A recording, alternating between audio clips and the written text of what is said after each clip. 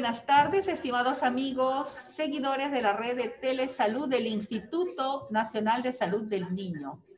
Hoy lunes 11 de enero vamos a dar inicio en esta semana invitando al servicio de ginecobstetricia y del equipo de ginecología pediátrica presentamos al doctor Jorge Manuel Corimanya Paredes. Él va a compartir con ustedes un tema de mucho interés y a quien le cedemos el micrófono. Adelante, doctor. Muy buenas tardes con todos ustedes. El día de hoy, ginecología, se complace en presentar el tema quiste de ovario en adolescentes, una de las patologías más frecuentes por la cual el ginecólogo es requerido en los servicios de emergencia. También se ven casos de pacientes que vienen electivamente a operarse o a consultar por un hallazgo ecográfico o por alguien que al examen clínico le encontró una masa que podría ser un quiste. Entonces, mucho escuchamos la palabra quiste de ovario o quiste, que tengo quistes o sufro de quistes. ¿Qué cosa es en realidad un quiste de ovario? En realidad no es una sola enfermedad. Como vamos a ver más adelante, los quistes de ovario pueden ser producidos o son causados o se refieren a múltiples enfermedades, tanto benignas como malignas.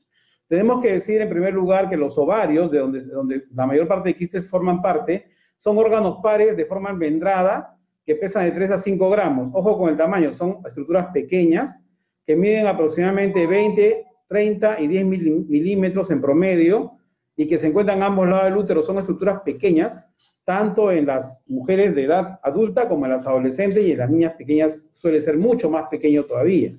Entonces, estos órganos que en la niñez están en reposo y recién vuelven a ser funcionantes en la etapa de la pubertad, de la adolescencia, son órganos siempre pequeños. Por lo tanto, es muy difícil que alguien deje o se le pase desapercibido cuando aumenta de tamaño o cuando tiene una estructura dentro de él.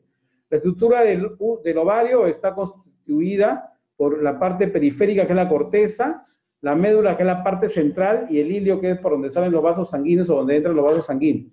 La irrigación está a cargo de una arteria, que es la arteria ovárica, rama de la aorta y rama de la arteria uterina, y también forma parte de este plexo los nervios, que se refieren al plexo simpático, del ligamento y fundíbulo pélvico. Es un recuerdo de la anatomía de los ovarios, que es el lugar donde se asientan los famosos quistes. Acá vemos también un resumen de lo que es la fisiología ovárica. Sabemos que los ovarios tienen una función no solamente formadora de óvulos, sino también formadora de hormonas, un órgano endocrino, y la función, entre comillas, exocrina sería pues formar y expulsar el óvulo. Dentro del ciclo ovárico, fisiológicamente, el resumen es que se conforma de 3 partes: la fase folicular, que es la inicial, la ovulación y la fase lútea. Recordemos esto porque muchas veces vamos a ver, sobre todo en adolescentes, que este ciclo ovárico está alterado, y una de las partes más que se altera en esta edad es la ovulación. Muchas adolescentes van a tener ciclos anovulatorios y por lo tanto es probable que en su ovario, sobre todo en la parte de la corteza, se encuentren muchos folículos atrésicos que no han logrado, digamos, expulsar un óvulo porque no lo han formado, y entonces forman una estructura con muchos folículos, y por eso muchas veces vemos en las ecografías ovarios con abundantes folículos reunidos, lo que le denominan de diferentes formas. Algunos le dicen ovarios polifoliculares, y algunos que a veces no cumplen con los criterios pueden decir también ovarios poliquísticos. Recordemos también que cuando se produce la ovulación va a haber la formación de la fase lútea, que es la segunda fase, en la cual las células que están formando el folículo van a conformar en una etapa hormonal que se conoce como el cuerpo amarillo, y este cuerpo amarillo, las células de esta estructura, tienen mucha importancia para formar la otra hormona, que en este caso sería la progesterona, con la cual se constituye el armazón fisiológico de lo que es el ciclo hormonal normal. Acá tenemos un resumen aproximadamente de cuántas hormonas son las que se producen tanto en el cerebro como en el ovario, y cómo eso está ligado íntimamente al proceso de ovulación. ¿Y por qué es importante recordar el proceso de ovulación? Porque obviamente la paciente puede venir por alteraciones de la menstruación, que no es otra cosa que el reflejo de una alteración de la ovulación. Si la ovulación no se presenta, puede haber trastorno del ciclo menstrual que van desde la oligomenorrea, o sea, la falta de menstruación, hasta las hemorragias, que muchas veces también llegan a la emergencia y que necesitan un tratamiento de urgencia. y esto es frecuente en adolescentes, o una de las causas más frecuentes de consulta en emergencia, totalmente ligada a lo que es la falta de ovulación. Entonces, cuando hay un ciclo ovulatorio normal, como ven en el gráfico, vamos a tener que después de la ovulación, la formación del cuerpo lúteo va a hacer que haya una buena secreción de progesterona, la cual, más o menos en los últimos días del ciclo, va a caer, al igual que los estrógenos, y esto va a producir lo que se llama el sangrado de privación, que es el sangrado de la menstruación. Cuando esto no ocurre así, vamos a tener que el ciclo se prolonga y no hay regla, es lo que se conoce como un retraso menstrual, y también puede ser que se acorte y comienzan los ciclos llamados polimenorrea o ciclos cortos, pero también podría haber una hemorragia después de un largo tiempo de oligomenorrea. Entonces es importante reconocer esta estructura o esta idea de lo que es la importancia de la ovulación dentro de la formación de las hormonas y cómo esto se refleja en el signo clínico que vemos, que es la menstruación, porque nosotros no hacemos dosajes de hormonas, ¿no es cierto?, a la vista. Lo que vemos o lo que vemos en la historia clínica de la paciente es la historia menstrual. Por eso, cuando evaluamos un quiste ovario, una sospecha de quiste, tenemos que preguntar siempre cómo es el ciclo menstrual, desde qué edad menstrua la niña, cuánto tiempo está menstruando, cómo es su menstruación, menstrua mucho, menstrua poco, etcétera, etcétera. Es importante, entonces, la historia clínica tiene que contemplar la historia menstrual. Por eso ya hacemos un llamado a todos nuestros colegas de pediatría, que una de las preguntas importantes en las adolescentes es la pregunta sobre el ciclo menstrual. ¿Cuándo fue su última regla? ¿Desde cuándo menstrua? ¿Cuántos días menstrua? Y si hay cólicos o no con la regla, porque de ahí se deducen una serie de enfermedades que tienen que ver con las formaciones quísticas. Los quistes, en realidad, así en general, son parte de la patología tumoral del ovario. ¿Por qué? Pues son tumores. Los quistes son tumores, solamente que se les dice quistes porque su estructura es líquida o casi líquida, ¿no? Y por eso hablamos de quistes. Los quistes, de acuerdo a los estudios de patología que tenemos, son estructuras patológicas que tienen un contenido líquido. Entonces, cuando hablamos de quistes, son en realidad tumores. El grupo de tumores del ovario es un grupo amplio. Los tumores del ovario son líquidos, como el quiste, pueden ser sólidos o pueden ser mixtos, ¿no? Como vemos. Pero también podemos verlo cuando hacemos un examen físico de una paciente. Cuando los quistes son grandes, podemos incluso palparlos por la parte abdominal. En la evaluación de adolescentes es un poco difícil a veces hacer un tacto vaginal como se hace en las adultas, sobre todo si la adolescente no ha tenido relaciones sexuales. Entonces, pero si el quiste es de este tamaño, más o menos gigante o grande, se puede deducir que esto es una masa tumoral que puede a veces ser quística, pero también puede ser mixta o sólida. Para eso, entonces, tenemos la ayuda de la ecografía. Y la ecografía es importante en la evaluación de todo quiste, puede hacernos medir no solamente la consistencia, las características de la pared del quiste, si hay estructuras dentro del quiste, si hay parte sólida, etcétera, etcétera. Este es un resumen de lo que dije al inicio. En realidad los quistes, entre comillas, no son una sola enfermedad. Los quistes pueden ser causados o pueden estar relacionados con diferentes patologías, de acuerdo a la patología ovárica. Entonces, lo primero que tengo que decir es los benignos y los malignos. Cuando decimos quistes, estamos hablando, pues, fundamentalmente de tumores benignos.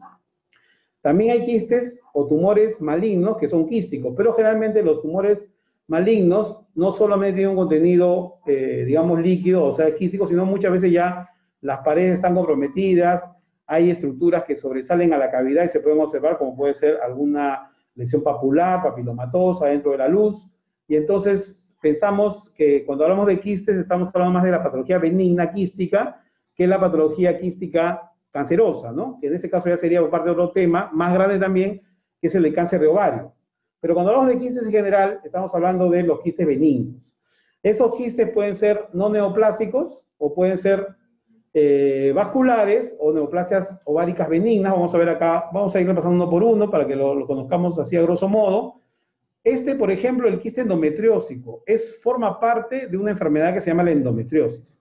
En realidad, este quiste, si bien es cierto, asienta en el ovario, en realidad se está formando a partir de tejidos, parte del tejido ovárico, pero fundamentalmente a raíz de del reflujo de tejido menstrual ectópico, que no asienta en el endometrio como es lo normal, sino que está asentando en el abdomen y en diferentes estructuras del abdomen, como puede ser los ovarios, la pared del ovario, el peritoneo, etc. Entonces, a veces hacemos un diagnóstico de una paciente que tiene un quiste, entre comillas, según la ecografía, pero por algunas características también propias de la ecografía o por la historia clínica de la paciente, descubrimos que es una endometriosis y el quiste es un quiste endometriósico también conocido como el quiste de chocolate.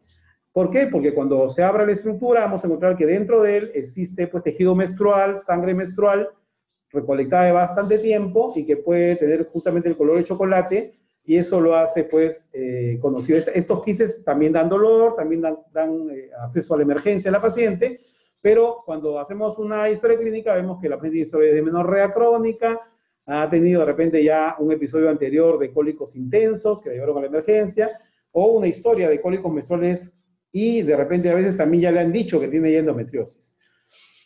Los otros quistes que son también frecuentes son aquellos quistes mucho más pequeños, mucho más benignos, digámoslo así, que son los llamados quistes foliculares, los cuales vamos a hablar después.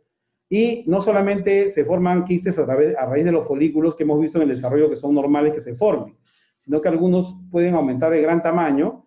Y también están los del cuerpo lúteo quístico. Muchos de estos quistes pueden pasar a esta etapa siguiente, que son las lesiones vasculares, lo que se llama la hemorragia del ovario, producto de una ovulación intensa, y que se conoce como el nombre de los quistes del cuerpo lúteo hemorrágico o los quistes foliculares hemorrágicos.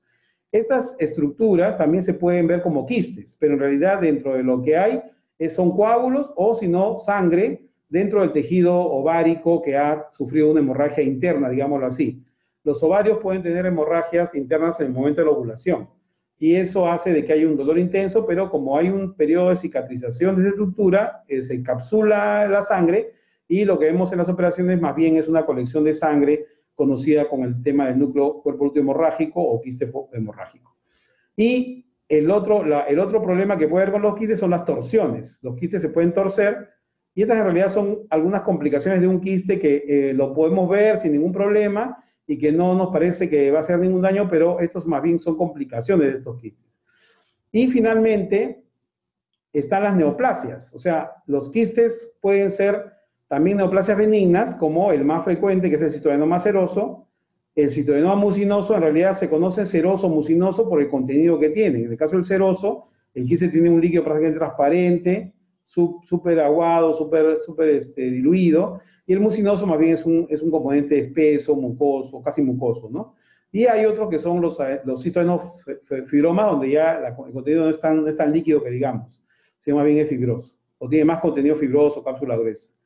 Después vienen los otros, que son los teratomas maduros, que son ya tumores benignos también, derivados de las células germinales, y los otros del estroma ovárico, que son el tecoma y el fibroma ovárico.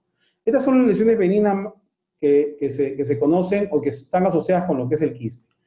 ¿Cuáles son entonces los más frecuentes? En realidad, el 20 a 50% de los quistes de ovario son funcionales, lo cual no quiere decir que necesariamente forman alguna hormona o hacen que las hormonas que tiene la persona sean mayores. Simplemente se derivan pues del sistema folicular, del aparato folicular, antes o después de la ovulación. Y pueden ser prácticamente causas o consecuencias de alteración de función del eje. ¿Por qué? Como hemos dicho, no está funcionando bien el eje, no hay una buena ovulación, y los quistes foliculares o los folículos se van quedando en el ovario y van creciendo o llenándose por la influencia de las hormonas, y a pesar que no forman hormonas las células de estos folículos o estos quistes foliculares, el quiste persiste y comienza a crecer. Ahora, si bien es cierto, se utilizan generalmente anticonceptivos para tratar de borrar estos quistes, no siempre suelen acelerar su reducción. ¿Por qué? Porque muchas veces, y hemos visto como causa de desarrollo de tumores en otras partes del cuerpo también, algunos quistes pueden ser, como dice ahí, funcionales o autónomos, y pueden persistir y crecer sin ningún tipo de control del eje o ningún tipo de control de otros medicamentos como los anticonceptivos, que lo que hacen es bloquear el eje. En otras palabras, si bien es cierto, muchos anticonceptivos pueden ayudar a que los quistes desaparezcan, tampoco suele ser la regla darlos. El citoadenoma seroso viene a ser el tumor que crece y no es funcional, más frecuente de aquellos que provienen del epitelio celómico superficial. Este es el famoso quiste que entra a sala de operaciones, que está redondito, que tiene líquido dentro, es grande, puede ser pequeños, puede ser de gran volumen, y son los que también, por el tamaño que tienen, pueden tener el riesgo de torsión. La variante maligna sería el citoadenocarcinoma de ovario, que es un tumor epitelial, pero más frecuente en las adultas. Las niñas y las adolescentes suelen tener cistoadenoma seroso, sí, es frecuente que las tengan, y la mayoría de las pacientes que entran por quistes a operarse tienen esta enfermedad que es el cistoadenoma seroso. Pero no, es muy frecuente que haya un cáncer epitelial en adolescentes, que esto es más de adultas. Los tumores malignos en las adolescentes y las niñas, que también existen, que son casi el 1% de las neoplasias en los niños y adolescentes, estas tumoraciones son la mayor parte, casi un 90%, de naturaleza embrionaria. O sea, la estirpe embrionaria, las células germinales, son las originarias de estos tumores, de estas masas tumorales. Uno de los ejemplos de tumor de células germinales, pero benigno, es el famoso teratoma quístico maduro. Como su nombre lo dice, se le ha añadido la palabra quístico, a pesar que es un teratoma por naturaleza, pues tenemos que pensar que es un tumor sólido. Pero el teratoma, como todos nosotros sabemos, es un tumor mixto en realidad. Es un tumor benigno que se presenta como resultado de que las células madre que estaban cerca del ovario no desarrollaron hacia ovario, sino quedaron, digamos, en un periodo de reposo, y solo después de un tiempo empiezan a desarrollar, y obviamente no forman ovarios, sino forman todos los tipos de tejidos que se puedan conocer. El teratoma es una recopilación de tejido óseo, uñas, pelo, cerebro, etcétera, una serie de tejidos mezclados que, como su nombre lo dice, puede ser una estructura monstruosa, de ahí viene el nombre de teratoma, y parte del teratoma puede ser un contenido líquido que puede ser seroso o también puede ser un sebo amarillento grasoso. Pero generalmente hay una parte siempre que es quística, o sea que es líquido. Por esa razón es que se le ha llamado a este tumor teratoma quístico maduro, teratoma maduro, o también quiste dermoide. Es otra palabra que se le da a este tumor que, cuando lo vemos en una ecografía, alguien podría decir que es un quiste, pero en realidad este no es un quiste, sino es un tumor benigno, pero no es un quiste propiamente dicho. Sin embargo, cuando vemos una paciente en emergencia con un tumor. Ahora, los tumores quísticos pueden torcerse, también pueden torcerse, al igual que el quiste o el cistoadenoma seroso. Las características ecográficas pueden ser diversas porque es un mezclado de diferentes tejidos. Podemos ver a predominio quístico, o sea, puro líquido y un poquito de sólido, y a veces confunde, porque algunos dicen, eres un quiste. Entonces entramos a sala y vemos que es un teratoma. ¿Por qué? Porque al momento de estar haciendo la disección, vemos que por ahí sale un pelito, o se ve incluso el pelito transparente, unos pelitos en la laparoscopía, se puede ver por la luz, unos pelitos entre el líquido que está en la pared del tumor, ¿no? Y a veces hay un nodulito en un lado también, entonces ya podemos ver que es un teratoma. También hay lesiones sólidas y complejas con niveles de grasa líquido, pelo líquido y calcificaciones que se pueden incluso ver en algunas radiografías cuando se les hace a las pacientes sin pensar que tiene esta enfermedad. Los teratomas son móviles pediculados y pueden torcerse.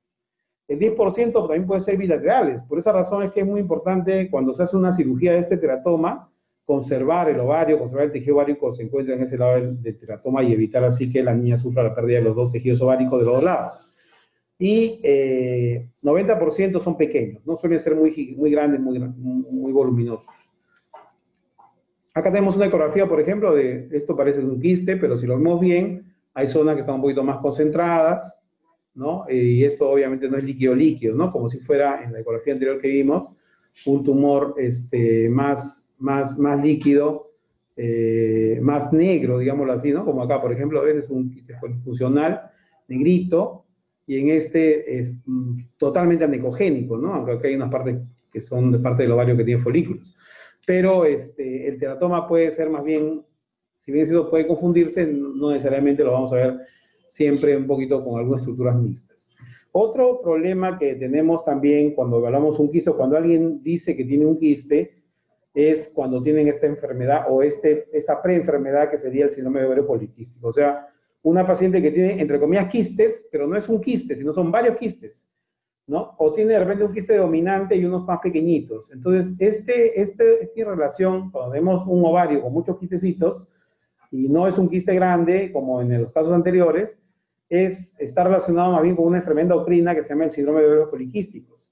Este síndrome de ovarios poliquísticos fue descrito por Stein Leventhal en el año 35 del siglo pasado, y es importante saber con qué se asocia esta enfermedad. Este es el que se asocia con amenorrea, hirsutismo y características ováricas, en las cuales se encuentran estas estructuras foliculares persistentes, periféricas, que se conocen como los poliquistes o los ovarios poliquísticos o la poliquistosis ovárica. Entonces, esta patología es endocrina metabólica, tiene relación con el síndrome metabólico, tiene relación con la restricción de crecimiento uterino en los bebitos cuando nacen, con pubertad precoz, y con el llamado síndrome X en la edad adulta, que es características de la diabetes mellitus, hipertensión, etcétera. Tiene una relación también con la obesidad. Y este síndrome ovario poliquístico en realidad afecta más o menos al 3 a 7% de las mujeres en edad reproductiva. Es algo frecuente, y más aún ahora con los temas relacionados con las enfermedades propias de las dietas actuales, donde hay mucho sobrepeso y mucha obesidad. ¿Y cuál es el problema de los ovarios poliquísticos? Que justamente se va a caracterizar por una anovulación crónica. Ahora, si recordamos nosotros cuando empezamos la presentación, hablamos de que muchas adolescentes tienen anovulación crónica, o sea, no menstruan con frecuencia y tienen ciclos irregulares. Bueno, estas pacientes tienen algo parecido a lo que tendría una persona con síndrome ovario poliquístico, o sea, anovulación crónica. Incluso hay un hiperandrogenismo, entre comillas, fisiológico en los primeros años de vida menstrual en las adolescentes, porque eso está relacionado un poco con su propio desarrollo, con el crecimiento, etc. Entonces, tanto la anovulación crónica como el hiperandrogenismo son características que coinciden entre el síndrome ovario poliquístico y en la adolescencia. Por esa razón, cuando intentan clasificar esta enfermedad en las adolescentes es un poco difícil, porque no sabes qué adolescentes están dentro de la etapa fisiológica, dentro de la etapa patológica de un síndrome ovario poliquístico, y por eso algunos proponen que la poliquitosis ovárica con anovulación crónica y hiperandrogenismo sea considerado solo un marcador o una preenfermedad de lo que va a ser después de que la paciente cumpla más de 20 años. O cuando pase la edad ginecológica en la cual se acepta como algo fisiológico este tipo de fenómenos fisiológicos y patológicos. Entonces, una paciente que después de los 20 años sigue teniendo irregularidad menstrual, sigue teniendo hirsutismo o acné y tiene problemas con el peso, tenemos que considerar que también probablemente también incluso acuda por infertilidad o con caída de cabello, etcétera. Entonces tenemos que pensar que son signos de hiperandrogenismo relacionados con esta enfermedad que es el famoso síndrome ovario poliquístico, el famoso síndrome de la mujer barbuda, ¿se acuerdan de las pinturas del siglo XVIII? Que tiene que ver justamente con esta enfermedad, que en el caso de las adolescentes no podemos tampoco de frente hacer un diagnóstico. Si bien es cierto, hemos visto adolescentes con un hirsutismo severo, con una anovulación crónica, con obesidad, etcétera, siempre tenemos que mantener, digamos, el criterio de que mucho de esto podría regresionar. Claro que en algunos casos extremos es muy difícil, o digamos muy fácil ya saber que esta paciente va a terminar con esa enfermedad. Y por esa razón es importante la prevención de los factores endocrinos que van a conducir a que la paciente empeore su problema del síndrome ovario poliquístico. Pero esto no es un ovario, el ovario poliquístico no es un ovario que sea doloroso, por ejemplo. Uno dice, tengo dolor de abdomen y tengo ovarios poliquísticos, pero los ovarios poliquísticos no causan dolor, salvo que sea pues, un ovario poliquístico que está creciendo demasiado tamaño, una hiperestimulación ovárica, que eso también se ha visto caso, pero es muy raro. Y en el caso de, cuando hablamos de un quiste ovario doloroso, no es un ovario poliquístico. Si tenemos un ovario de menos de 10 mililitros de volumen, estamos hablando de un ovario polifolicular que no necesariamente está con este problema de los ovarios poliquísticos, tampoco es un ovario que tenga que causar un dolor o ser sujeto de alguna cirugía.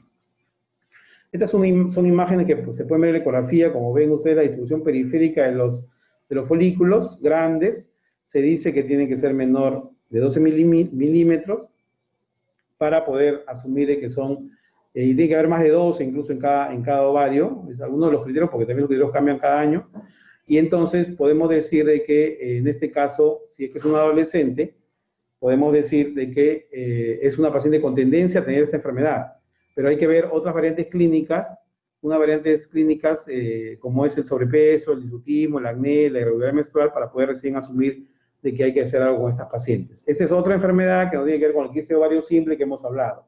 Pero ¿cuál es entonces el riesgo del quiste ovario? Ya que hemos visto que puede ser un endometrioma, puede ser un teratoma, o puede ser un cistoadenoma seroso, mucinoso, o alguno de ellos. El folicular lo descartamos porque es un quiste funcional, digamos, que no tiene mayor opción, no va a crecer mucho, pero los que sí crecen y tienen el riesgo de torcerse son los quistes grandes. O sea, estamos hablando del cistoadenoma seroso, de repente el endometrioma y el teratoma maduro, el mucinoso, que es más raro. Estos cistoadenomas o estos quistes grandes sí pueden ser aquellos que vienen a la emergencia. O sea, si hacemos un resumen de todo lo que hemos hablado, el que viene a la emergencia fundamentalmente es el quiste, sí que es por eso que viene, porque a veces viene una paciente con dolor abdominal y le hacen una ecografía, tiene quistes en los ovarios, y son quistes funcionales, eso no duele, son chiquitos. O si viene y tiene poliquistosis ovárica, tampoco, ¿no? Entonces, cuando vemos a la emergencia, esto para todo médico que ve una emergencia, no solamente para aquellos que tengan ginecólogo, si hay una emergencia de una paciente que tiene una ecografía, que tiene un quiste de más de 5 centímetros, y si es más pequeña, de repente 4 centímetros de diámetro, estamos pensando que es el riesgo mayor que de una paciente con dolor abdominal que viene a emergencia por un quiste, es la torsión de todo el anexo por culpa del quiste. El quiste, al ser una estructura pesada, genera pues unas vueltas en la trompa y en el ovario y puede causar la torsión. Ahora, una torsión anexial puede darse sin quiste también, al igual que el testículo, el ovario y la trompa solitos sin quiste pueden torcerse también, es más raro, pero se puede dar. Pero si hay un quiste, la torsión es mucho más frecuente y esa es la razón principal por la cual es una emergencia quirúrgica que tengamos un quiste ovario pedículo torcido como causa de dolor abdominal agudo, con abdomen agudo de la paciente, y que esto genere pues que la paciente tenga que ser operada de emergencia. Ahora, ¿qué pasa si a una paciente que le están haciendo un chequeo o le hacen una ecografía por otra razón, le encuentran una masa quística de más de 5 centímetros, serosa, así como hemos visto en la ecografía, o de repente, no, puede ser que la crean que es serosa, pero es un teratoma. La cosa es que es una masa de más de 5 centímetros. Lo más probable es que esta paciente pase a un consultorio de ginecología y se le prepare para hacer una cirugía electiva. ¿Para qué? Para evitar la torsión. ¿Y por qué hay que evitar la torsión? Porque la torsión anexial, que es muy frecuente en tumores grandes, es causa a veces de pérdida del anexo. Puede perderse la trompa, puede perderse los ovarios, necrosa. Entonces, para evitar esto, se busca hacer una cirugía electiva, pero también, supongamos que no, me dicen, no creo que se me torza. ¿Se puede torcer? ¿Cómo no se puede torcer? Pero, ¿cómo sabemos qué tipo de tumores que tiene la paciente? Si ya tiene más de 5 centímetros, lo más probable es que no sea ni funcional, ni hemorrágico, ni folicular, nada de eso. Ese tumor no sabemos qué es, y puede ser un teratoma, o puede ser un tumor malo, un maligno, ¿no? Entonces, hay que sacarlo para hacer el diagnóstico definitivo y descartar la etiología maligna. Entonces, más o menos es el manejo de un quiste ovario cuando tenemos el criterio de 5 centímetros como tope, y también depende del cuadro, podría considerarse un quiste de 4 centímetros en niñas pequeñas, o en bebitas recién nacidas. En el caso de adolescentes siempre 5 centímetros. También hay casos en que el médico va a ver una paciente con dolor agudo, abdominal, severo, y resulta que el ecografista te dice, el quiste mide 3 centímetros y medio, 4 centímetros, pero siempre lo que manda es la clínica, ¿no? Si yo veo que a veces es un quiste que parece que es pequeño, pero resulta de que hay un abdomen agudo, de todas maneras se tiene que explorar a la paciente. Y puede ser que el quiste sea solamente un coadyuvante o un acompañante, digamos, de la enfermedad de fondo, que puede ser un plastrón apendicular, una apendicitis, etc. También hay causas abdominales que parecen quistes y no lo son, como es el quiste de mesenterio, por ejemplo. O los plastrones apendiculares que muchas veces se han encontrado en pacientes que entran como quistes a la emergencia y pueden ser otro tipo de enfermedades. Lo cierto es que si hay un abdomen agudo, la decisión quirúrgica está dada. Entonces, ¿cuán frecuente es la torsión anexial? La torsión anexial en realidad tiene baja frecuencia, pero es la quinta causa más frecuente de patología quirúrgica, y en los Estados Unidos la frecuencia oscila del 3% más o menos. Se sabe que no es la urgencia más frecuente, pero se observa siempre retardan su diagnóstico y solución quirúrgica. ¿Qué pasa en hospitales como el nuestro? Bueno, ahora tenemos ginecología de guardia, pero cuando no hay hospitales generales que no piensan en que la adolescente puede tener un quiste, entonces se remora el diagnóstico y el quiste termina necrosando el anexo por su torsión. Y eso es lo que tenemos que evitar siempre. Entonces, ¿qué va a pasar? El quiste se excede en tamaño, crece, se comienza a dar un giro progresivo sobre su propio eje y compromete todo el pedículo ovárico. El quiste obviamente puede depender del ovario, como puede ser también un quiste paraovárico o paratubárico, que está formado en las estructuras peritoneales. Cuando se tuerce va a comprometer todo el pedículo, que como hemos visto en la anatomía, el pedículo del ovario y de la trompa son terminales, ¿no? Vienen de otros lugares y ahí termina. Entonces, si se tuerce el anexo, va a comprometer esas estructuras vasculares, ¿y qué vamos a tener? Vamos a tener una falta de retorno venoso y también falta de irrigación arterial. Con la falta de retorno venoso, ¿qué va a haber? Una congestión venosa. Y con la falta de la irrigación arterial, que es más tardía que la congestión venosa, va a haber necrosis del anexo. O sea, primero se interrumpen ambos caminos, pero la arteria tiene más fuerza que la vena. Entonces, primero hay congestión, hay una hemorragia subcapsular, vamos a ver más adelante, y después viene el problema de la irrigación de toda la trompa y el ovario, y entonces ocurre la necrosis. Esta es la necrosis más frecuente, por ejemplo, verla en niñas recién nacidas o de pocos meses, porque intraútero incluso puede torcerse y necrosarse el anexo. En las adolescentes es más frecuente que haya más bien lo otro, ¿no? La congestión venosa, la hemorragia subcapsular y el dolor intenso que hace de que entren a sala a operarse de emergencia. Ahí está muy claro cuando dice que la torsión llega a un punto límite, el flujo hacia el ovario se detiene, lo que termina produciendo esta necrosis distal que conlleva finalmente un estado agudo de origen isquémico. En nuestro caso vemos más el dolor es por el aumento de volumen de la cápsula ovárica. Entonces, el concepto del aumento de volumen del extremo distal es un primer aspecto controversial que lleva a orientar normas ocultas quirúrgicas no adecuadas. Muchas veces, o frecuentemente, antiguamente se solía encontrar un anexo torcido y simplemente se extirpaba todo el anexo. Ahora ocurre algo mejor, que es la técnica de la detorsión. Entonces, la evidencia no ha logrado establecer la relación entre el tamaño de un anexo y la frecuencia de ocurrencia de torsión pedicular. Por lo tanto, una torsión ovárica es multifactorial. Y no solo está involucrada la presencia de una masa, solo un 50-60%, también hay que considerar la anomalía trompa del mesosalping. No olvidar de que, como dije, no tiene que haber un quiste para una torsión, puede haber una torsión sin quiste.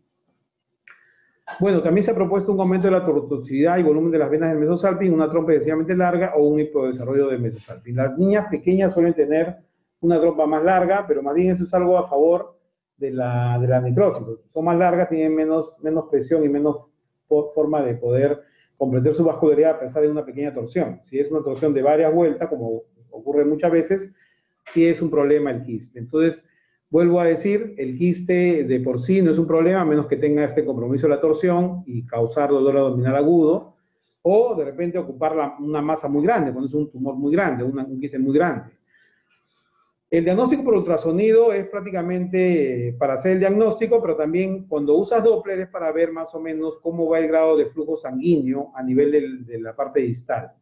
Entonces, eso nos permite saber si es que hay un problema de necrosis o no. Pero esto generalmente no se hace porque son estudios muy largos y la paciente está tan cerca de entrar a la sala que no pierde tiempo, digamos, haciendo el tipo de estudios amplios. Muchas veces el ecografista o ginecólogo de guardia puede intentar ver si es que hay algún tipo de correlación, digamos, con ese tipo de falta de flujo vascular. Lo que sí, el ultrasonido para saber que es un quiste realmente de buen tamaño y que puede estar generando una torsión es importante para no entrar a ver un quiste pequeñito, que en realidad no era la explicación del cuadro, o para no confundirse con otras enfermedades abdominales, como el caso de los plastrones apendiculares. Entonces, es importante considerar que el cambio de coloración del anexo afectado corresponda a necrosis. La necrosis generalmente es una estructura que se vuelve amarillenta, verdosa, digámoslo así. En cambio, la torsión, cuando genera hemorragia, lo que va a haber es una serie de coágulos subcapsulares que dan un color más bien morado, ¿no? Entonces, la detorsión del pedículo no es un pecado mortal como antiguamente se pensaba, porque se pensaba que como estaba torcido, se habían formado coágulos, los coágulos se iban a ir por los vasos trombosados, iban a llegar pues a provocar una tromboembolia en algún lugar. Pero eso no se da en estudios que se han hecho, se ha visto que eso no se da nunca. Entonces, la afluencia de elementos bacterianos tampoco, ¿no? Porque generalmente esos alimentos no tienen bacterias, son estériles, no tienen contacto con ningún tipo de bacteria. Estas complicaciones no se han visto nunca. Incluso solamente prácticamente ha sido alguna experiencia, digamos, por otra causa ha habido otro tipo de embolias, etcétera, y no ha sido por esto. Acá, por ejemplo, veo una fotografía de un quiste que es apendículo torcido y sale de color morado. Vean cómo está, ¿no? Entonces, este es un quiste, no es tan grande como ven, pero está torcido. Claro, para la paciente, y vean ustedes cuando se hace el corte de la cápsula del quiste, se ve un montón de coágulos dentro de la cápsula del ovario. Una vez que se ha realizado la extirpación del quiste y evacuación de todos los coágulos, el anexo de torcido recupera la coloración, recupera la estructura, se puede estructurar, es un quiste parovárico, y se recupera todo el anexo sin necesidad de extirparlo, como decía antes. El ovario también recupera su color, su normalidad, y tenemos un éxito en esta cirugía conservadora del ovario. Este es otro caso, no es el mismo que vimos antes. Este sí es un quiste apendículo torcido necrótico. Vean ustedes el color diferencial, sobre todo para los que son cirujanos. Es importante ver la diferencia entre esto que es morado, negrito, y esto que es medio amarillo, medio verdoso. Este sí es un quiste de torsión necrótico. Ese no tiene, ya no se, en esa estructura ya no se ven el ovario ni la trompa, se han reabsorbido, se han desaparecido. Solamente queda el quiste que debe haber sido más grande que eso, y obviamente el contenido se ha concentrado, pero sobre todo ahí lo que ha pasado es que ya no hay irrigación y por lo tanto todo está en descomposición. Este es un quiste de apellido torcido necrótico causado por una torsión que ha hecho que el quiste se pierda. ¿Vean la diferencia? Esto es hemorragia subcapsular. Miren incluso la trompa cómo está y cómo estuvo después. La vieron rosadita.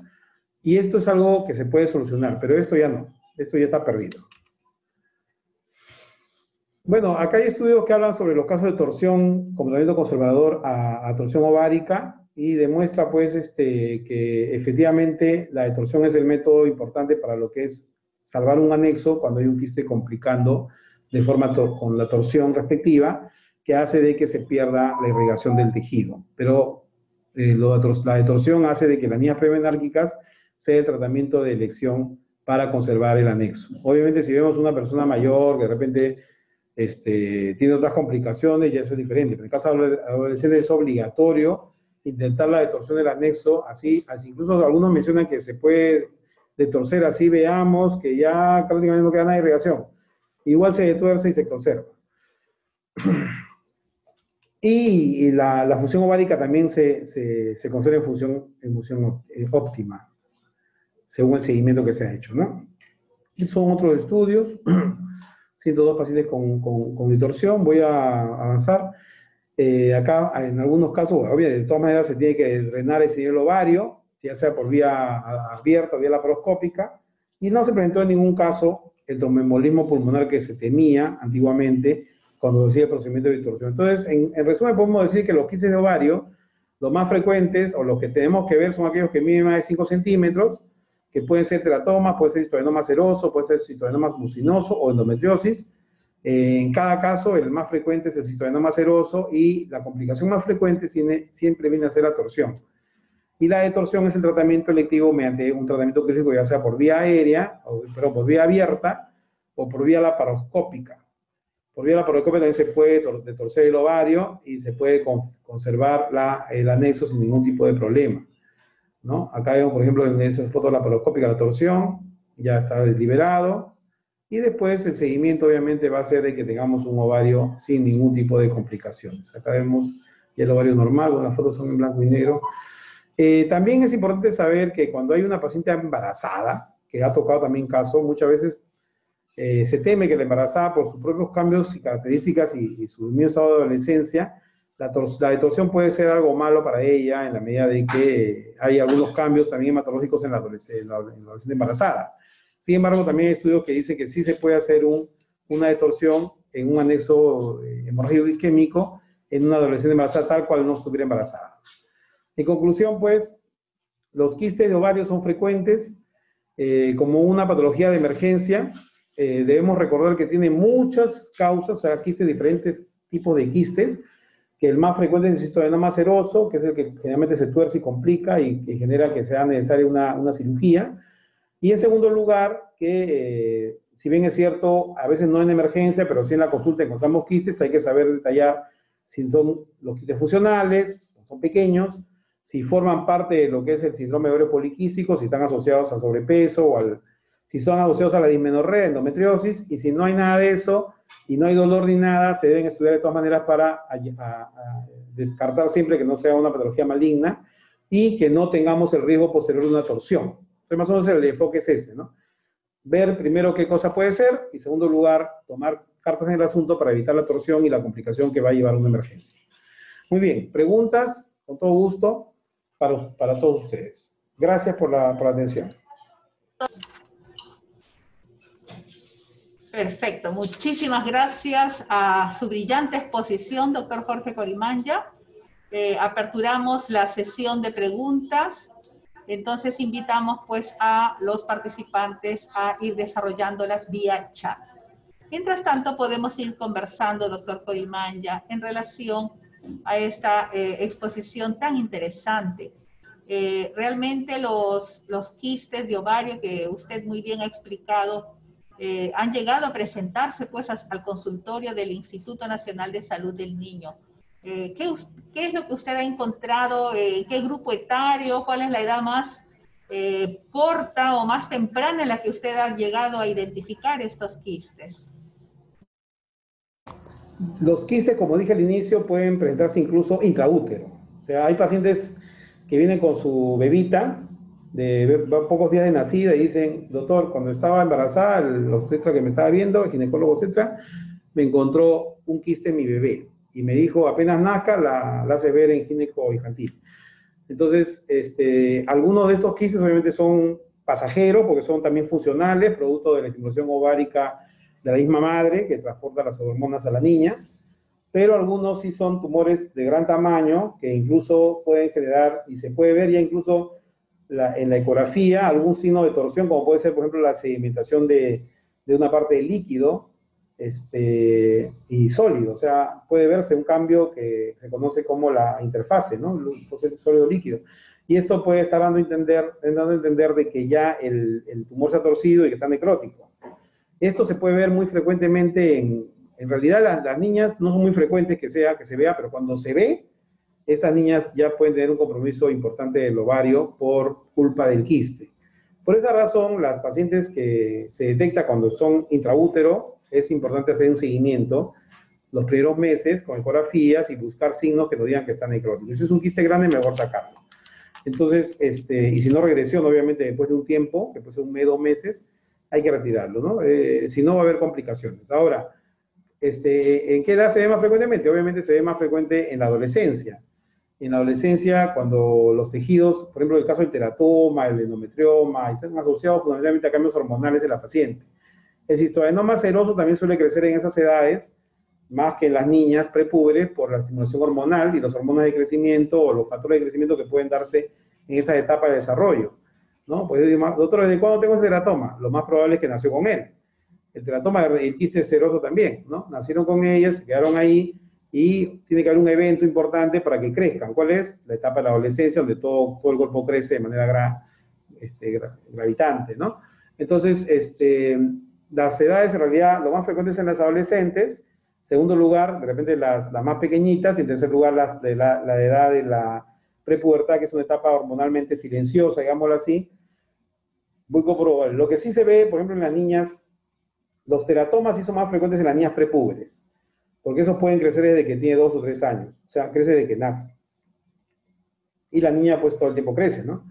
Pero el teratoma, como es un tejido de múltiples contenidos, tiene diferentes estructuras, entonces es un tumor que puede crecer en cualquier edad, tanto en niñas como en adolescentes. Si comparamos cuán más frecuentes, en las niñas es más frecuente el teratoma, ¿no? En las adolescentes es más frecuente los cistoadenomas serosos. En las niñas pequeñitas, las bebitas, es más frecuente también los cistoadenomas o los tumores torcidos. Entonces, en realidad los quistes que son de necesidad quirúrgica pueden verse en cualquier edad. Digo nuevamente, la patología más frecuentemente operada en el hospital es quistectomía de ovario en adolescentes. En el servicio, por ejemplo, lo que más se opera en laparoscopía es el quiste de ovario. Entonces, esa es una de las cosas más frecuentes, pero se da en todas las edades en realidad. Perfecto. Muchas gracias por la respuesta, doctor Corimanya.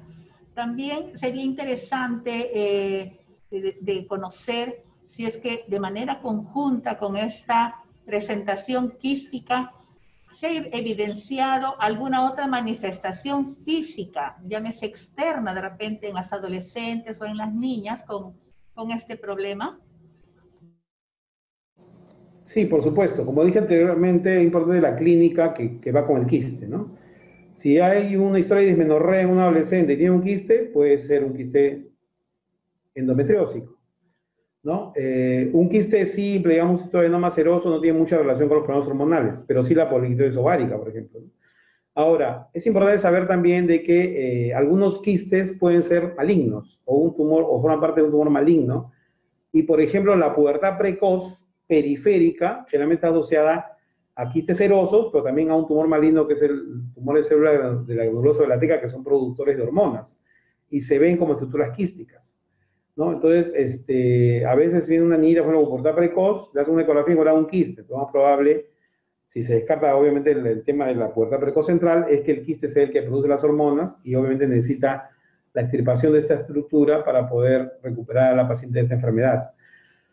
Entonces, sí es importante que todos los pediatras, cuando vean a un adolescente o una niña, si por ahí vino la idea o no, ecografía le encuentran un quiste, que tener presente de que hay un contexto de signos clínicos que acompañan a esta enfermedad, y si no lo acompañan también es importante señalarlo, porque si fuera una pubertad precoz o si fuera una endometriosis hay que hacer un tratamiento de todas maneras, no esperar a que haya una complicación.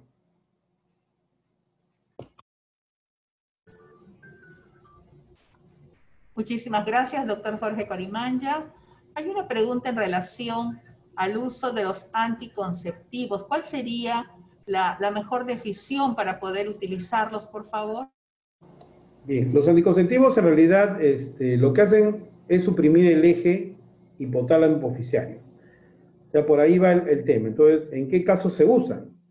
Teóricamente, cuando tenemos quistes, en realidad lo único que podría tener efecto son los quistes funcionales, los quistes en la poliquitosis ovárica, y de repente la endometriosis. Porque al teratoma no le hace nada a las hormonas, ¿no? El teratoma es un tumor autónomo, crece solo, ¿no? El cistoadenoma seroso y mucinoso igualito, ¿no? Su tumor es grande y ya no le va a hacer nada. Pero a veces hay quistes funcionales que sí son grandes, que podrían confundirse con un cistoadenoma seroso, o una hiperestimulación ovárica. Entonces, en algunos casos, por ejemplo, en el caso de la endometriosis o en el caso de la poliquitosis ovárica, la idea de darle medicamentos hormonales como los anticonceptivos, que en realidad los anticonceptivos le decimos así porque se usan como anticonceptivos. En realidad no son otra cosa que hormonas similares a las que produce el ovario, un componente estrogénico y un progestágeno. Entonces, estas hormonas combinadas, que así le llamamos nosotros hormonas combinadas, estrógeno, progestágeno, sirven fundamentalmente para suprimir al eje hipotálamo hipoficiario, ya que, como sabemos, el eje hipotálamo hipoficiario tiene una retroalimentación negativa. Entonces, cuando hay un aumento de hormonas artificiales como estas dos, lo que va a hacer es que el hipotálamo y la hipófisis ya no van a estimular al ovario. Lo van a dejar, digamos, sin estimulación, y el ovario ya no va a recibir ese tipo de estimulación, por lo tanto, ya no va a intentar ovular, ni tampoco va a producir ninguna hormona. Las hormonas que recibe la paciente cuando recibe los combinados son las hormonas que le estamos dando en forma artificial en las pastillas. Por eso es importante saber de que la idea de suprimir la ovulación, en el caso de la endometriosis, en el caso de sobre todo en el caso de la poliquitosis ovárica, es para hacer que el ovario, entre comillas, esté en reposo para, después de un tiempo, darle la oportunidad de que el eje funcione normalmente. Esa es más o menos la idea de dar estas medicinas. Algo así como cuando yo les explico a la madre, es algo así como resetear la computadora, ¿no? Ya está, la computadora está por acá, no funciona, para la reseteamos y cuando se prende ya funciona. Algo parecido pasa con el ovario de un adolescente. Ahora, ¿es bueno, es adecuado utilizarla? Bueno, va a depender del caso. Normalmente se prefiere más bien ser más conservador y no usar muchas hormonas en pacientes que, como sabemos y hemos dicho al inicio, pueden tener un ciclos anovulatorios dentro de lo normal en los 2 o 3 primeros años de edad ginecológica, que es el tiempo en que está menstruando la paciente. Si este tiempo no se ha cumplido, la niña puede tener alteraciones de la regla y solamente debemos conservar y evitar, en todo caso, que haya un retraso muy grande o un acortamiento del ciclo que conduzca a la anemia o a una hemorragia que conduzca a la anemia. Eso sí se maneja, pero si no, tenemos que observar los ciclos, hacer un calendario menstrual, que la paciente lleve un calendario menstrual para poder ver cómo se cumplen sus ciclos y si está dentro de lo normal o no. Y se cumple normal, no hay peligro de anemia y todo, la niña no tiene por qué no recibir medicamentos. Pero tiene un quiste funcional que persiste, irregularidad menstrual, ya pasó los 3 años de edad ginecológica. Entonces ahí es adecuado utilizar las píldoras. Y si tenemos pacientes con ovario poliquístico, hirsutismo, acné, ya pasó los 3 años de edad ginecológica, entonces ahí sí es necesario utilizar el medicamento, como decía algún profesor de ginecología infantil, el tratamiento es preventivo, porque si no hacemos que este ovario deje de aumentar el volumen por la estimulación que tiene del cerebro, del hipotálamo y la hipófisis, si no lo detenemos, el ovario va a hacerse crónicamente enfermo de esta enfermedad. Entonces, cuando le damos la píldora, estamos previniendo de que esto siga así. Y este tratamiento puede durar mucho tiempo, no es malo. En realidad, lo que hace el tratamiento es tratar de evitar que el ovario siga recibiendo hormonas artificiales, hormonas naturales, que hacen de que persista en su enfermedad de no ovular como debe ser correctamente. Entonces, el tratamiento para la poliquitosis ovárica con píldora no es malo en la medida de que previene que el ovario siga dañándose debido a la estimulación hormonal natural que tiene. Es como que le estamos evitando que tenga un daño mayor por la enfermedad crónica que tiene, que no puede ovular, no tiene los elementos suficientes o hay alguna falla en él, y sin embargo las hormonas cerebrales o hipofisarias hipotalámicas hacen de que forme quistes y folículos vacíos. Entonces, por esa razón es de que se le da el tratamiento y esto, al no estar estimulado el ovario, regresiona, disminuye de tamaño, los quistes se reabsorben y se conserva de manera, digamos, artificial para un siguiente episodio de intento de ovulación. Entonces, en ginecología más o menos esa es la idea que se maneja cuando tratamos la poliquitosis ovárica con este tratamiento, que además tiene un efectos, digamos, colaterales, entre comillas, que es, previene el hirsutismo porque bloquea pues, las hormonas androgénicas, previene el acné por lo mismo, en cierta manera influye en algo con el problema metabólico que tiene la paciente, se le obliga obviamente también a la paciente a hacer dieta, ejercicio y todo lo que conlleve a que mejore su estado de salud y así prevenir las complicaciones de esta enfermedad que ya una vez detectada, pues sabemos que podría desencadenar una enfermedad crónica, asociada a otras más. Entonces, por esa razón es que este paciente deben ser manejadas en forma multidisciplinaria también, ¿no? Interesante su respuesta, doctor. Muchísimas gracias. Hay una pregunta del público interesado en el quiste tabicado. Pregunta cuán grave es y si realmente afecta en el embarazo, ¿no? Y cuál sería el tratamiento. Un quiste, en realidad los quistes pueden ser, más que tabicados, en realidad se podría pensar que son bilobulados, ¿no? Algunas veces habrá tabiques que son gruesos y que más bien están asociados a sospechar de malignidad. Cuando tenemos quistes tabicados, que tiene algo parecido al tema del sistema seroso, tiene que ver mucho con el tamaño que tiene el quiste en total, porque la torsión va a depender de eso. Los quistes tabicados o no tabicados igual deben extirparse. Y así es una embarazada, también se saca. Si no está torcido, se hace la decapsulación del quiste y se hace lo que se llama la quistectomía. Obviamente en la embarazada hay algunas restricciones para hacerlo de manera laparoscópica, sobre todo en tiempos de que la embarazada tiene un abdomen o un volumen uterino más o menos considerable y tiene que a veces recurrirse a postergar la cirugía o en todo caso hacerlo de forma abierta. Pero no es mayor complicación el quiste tabicado. El quiste tabicado, cuando tiene un tabique grueso, se puede más bien sospechar que tiene algún tema maligno o malignidad, y para eso pues hay que hacer los marcadores tumorales respectivos. Recordemos que en el caso de las adolescentes, los marcadores tumorales que se deben hacer son los marcadores tumorales embrionarios, que son diferentes, bueno, casi siempre cambian también, pero fundamentalmente son, aparte del epitelial que es el C125, hay que pedir el antígeno, el alfa-fetoproteína, el antígeno carcinoma embrionario, la deshidrogenasa láctica y la subunidad beta. Incluso también está pidiendo el factor antimileriano. Entonces, la hormona antimileriana. Entonces, estamos entre un parámetro que justamente los marcadores no nos dicen mucho, pero nos guían más o menos para guiarnos si es que esto podría ser una patología maligna. Normalmente los tumores malignos y quísticos pueden tener tabiques, pero obviamente si vemos un quiste seroso con un tabique delgado, no hay que asustarnos mucho, pero siempre hacer los estudios respectivos para no equivocarnos y no tener pasar por alto una enfermedad que puede ser más complicada. Perfecto, doctor.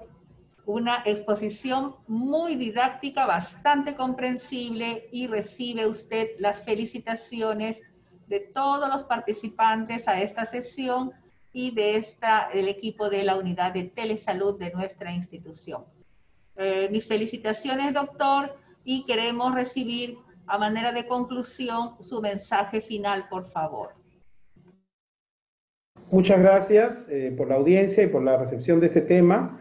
Es importante, como dije anteriormente, concluir de que esta enfermedad, si bien es cierto no es grave cuando se detecta en forma electiva, sí forma parte de una emergencia. Lo que hay que ver es siempre una atención oportuna en las pacientes. Recordemos que una torsión ovárica puede conducir a la pérdida de la fertilidad o la restricción de la fertilidad por la pérdida de un ovario.